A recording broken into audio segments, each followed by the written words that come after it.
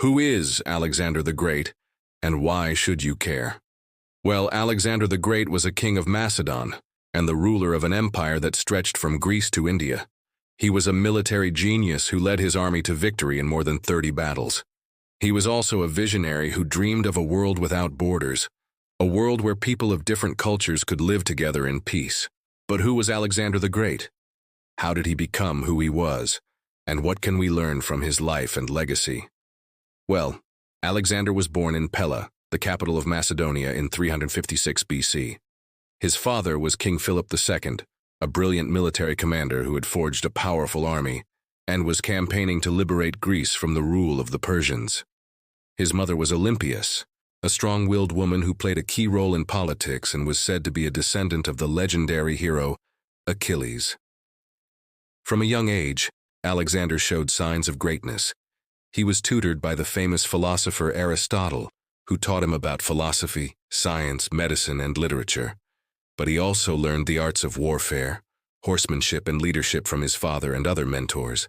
By the time he was 20, he was ready to take the throne. When Philip was assassinated in 336 BC, Alexander took over the kingdom and soon proved himself to be a capable and charismatic ruler.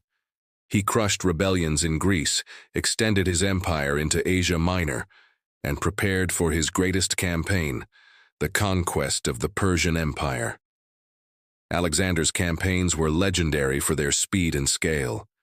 He crossed the Hellespont into Asia Minor in 334 BC and won the Battle of Granicus against the Persian satraps.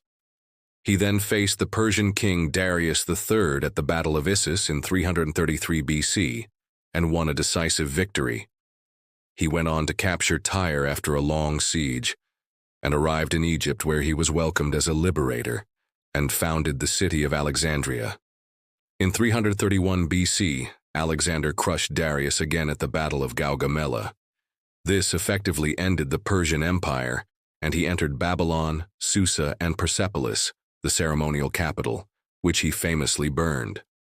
According to Plutarch, this was partly revenge for the destruction of Athens by the Persians, but it may have been a deliberate attempt to erase Persian symbols of power and wealth. From there, he pushed into Central Asia and India. He crossed the Indus River and defeated King Porus at the Battle of the Hydaspes in 326 BC. But his troops were exhausted and wanted to go home, so he turned back and headed back to Babylon, where he died in 323 BC at the age of 32. Alexander's empire was vast and diverse. He ruled over Egypt, Mesopotamia, Anatolia, the Levant, Central Asia, and parts of India. He was a conqueror, but he was also a visionary. He wanted to unite the East and the West, to blend Greek and Eastern cultures, and to create a world without borders. He encouraged marriages between his soldiers and Persian women. He adopted Persian dress and customs. He founded over 70 cities, many of them called Alexandria. He was a true cosmopolitan.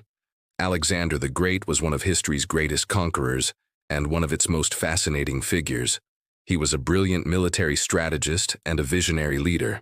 He was a lover of knowledge and a patron of the arts.